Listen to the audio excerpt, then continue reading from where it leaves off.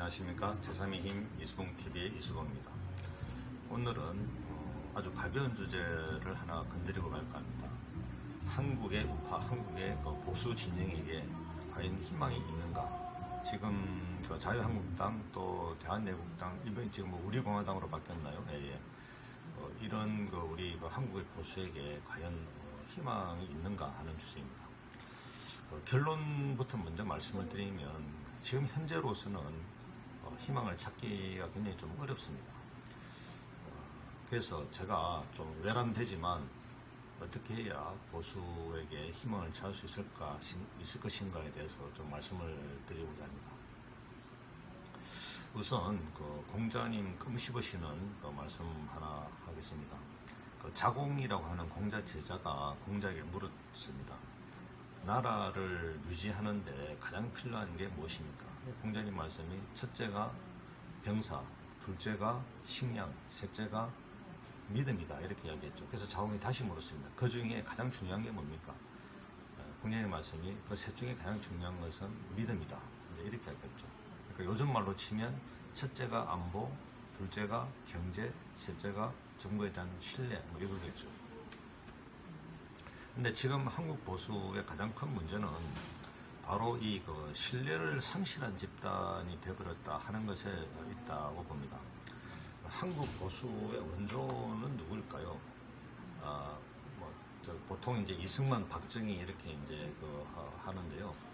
저는 사실 개인적으로는 김구, 장준하 선생 이렇게 이어지는 우리 보수의 원조가 좀 있다고 생각하지만 어쨌든 넓은 의미로 봤을 때 대표되는 이제 이런 분들이니까 이제 이승만, 박정희 대통령으로부터 이제 우리가 보수의 원조를 찾을 수 있다고 이제 치고 말씀을 드리겠습니다. 자, 그러면 박정희 정권의 가장 큰 치적으로 평가되는 게 한강의 기적이라고 하는 경제적 성과겠죠. 근데 어떻게 보면 보수 정치 세력의 가장 큰 성과일 수도 있지만 이 성과가 어떻게 가능했습니까? 요즘 보수 우파들이 말하는 대로 시장 경제로 가능했습니까? 아니면 강력한 정부의 산업 정책, 계획 경제로 가능했던 건가요? 당연히 후자죠. 요즘 보수 우파들이 외치는 어떤 시장 만능주의, 시장 경제, 신앙처럼 외치는 이게 아니라 국가가 중심이 돼서 주도했던 말하자면 산업 정책, 육성 정책이죠. 이런 걸로 이제 성공을 한 거죠. 여기서 사실 우파들의 여러 가지 혼란이 생깁니다. 분명히 산업정책 계획 경제로 성공을 했는데 자신들의 내건 이념은 시장 경제주의야. 그러니까 이제 보수들이 이제 갈팡질팡 하게 되는 겁니다. 그런데 문제는 이런 문제를 해결할 생각을 안 해요. 그러니까 우파들은 정말 공부를 안 하는 것 같아요. 그나마 황장수 같은 경우가 이런 문제를 좀 알고 있는 것 같더군요. 정리하자면 한국의 보수들은 실제 자신들의 인연적 토대, 대중적 토대는 정부 주도의 계획 경제였고 여기에 일정하게 혜택을 받은 대중들을 자기의 기반으로, 지지 기반으로 하고 있습니다. 그런데 이게 언제 무너지냐면 김영삼 정부에서 소위 세계화 바람이 불면서 이것을 신자유주의로 어떤 자기의 이념의 가치로 이제 받아들이기 시작하면서 사실은 무너지게 됐습니다. 그러니까 그 이념이 보수 세력의 자기들의 대중적 지지 기반을 무너뜨렸던 사실상 토의 목마였던 겁니다. 결국 우파들은 자기들 내부에서부터 무너진 것인데 이것에 대한 어떤 깊은 성찰, 정리 없이 그냥 부자 망해도 3년은 간다 이런 식으로 정권을 잡아서 해왔기 때문에 촛불혁명이라고 하는 그런 어떤 충격에 의해서 이게 힘도 쓰지 못하고 무너져 내렸던 거거든요. 결국 어떻게 보면 보수의 가장 큰 문제는 신뢰의 상실입니다. 그러니까 말과 행동, 정체성이 서로 이제 다르기 때문에 이 문제가 해결되지 않으면 다시 일어서기가 어려워요. 지금 광화문 농성을 이제 하고 계신데 저는 이제 그런 점에서는 좀 의미가 있습니다. 그러니까 적어도 우리 정치를 하는 보수 우파가 국민들을 상대로 우리가 사기친 게 아니다. 이런 우리가 어려운 상황이지만 우리가 온몸으로 우리의 진정성을 보여주겠다 하면서 그 힘든 날씨도 더운데 농성을 하고 계시지 않습니까?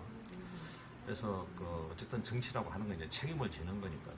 그래서 무너진 신뢰를 회복하겠다고 하는 그런 것은 저는 좀 중요하다 또 생각합니다. 근데 문제는 지금 문제가 그렇게 농성을 한다고 해결되는 게 아니라는 겁니다. 이미 어떤 신뢰를 잃었고 역사로 보면 순장조가 되어버린 겁니다. 왜냐하면 그동안 우파 정권 하에서 그래도 누릴 거 다 누리고 양지만 그래도 쫓아오던 사람들이 이제 그렇게 다 되니까 이제 와서 이제 다시 이제 권력을 찾겠다고 이렇게 말하자면 좀 이렇게 이 발버둥을 치는 이런 모습으로 이제 비친다는 거죠. 이게 문제는. 예. 이렇게 해서는 결국 역사의 어떤 큰 흐름 속에서 순장조로 되기는 것 이상으로는 좀 어려워요. 자유한국당도 그런 점에서 마찬가지고요. 결국 한국의 우파 보수 세력들이 다시 회생하는 길은 완전히 새로운 인물이 당대표가 되어가지고 새로운 이념적 가치를 걸고 하는 수밖에 없다고 생각을 합니다. 이게 사람이 바뀌지 않으면 국민들이 믿지를 않거든요. 차라리 제가 볼 때는 황장수 같은 사람, 저는 그게 동의를 하진 않습니다. 제 고등학교 후배라고 하는데 제가 한 번도 만나본 적은 없고 이야기해 본 적도 없어요. 근데 유튜브를 제가 하다 보니까 알게 됐는데 이제 14조 대중 포퓰리즘 선언인가요?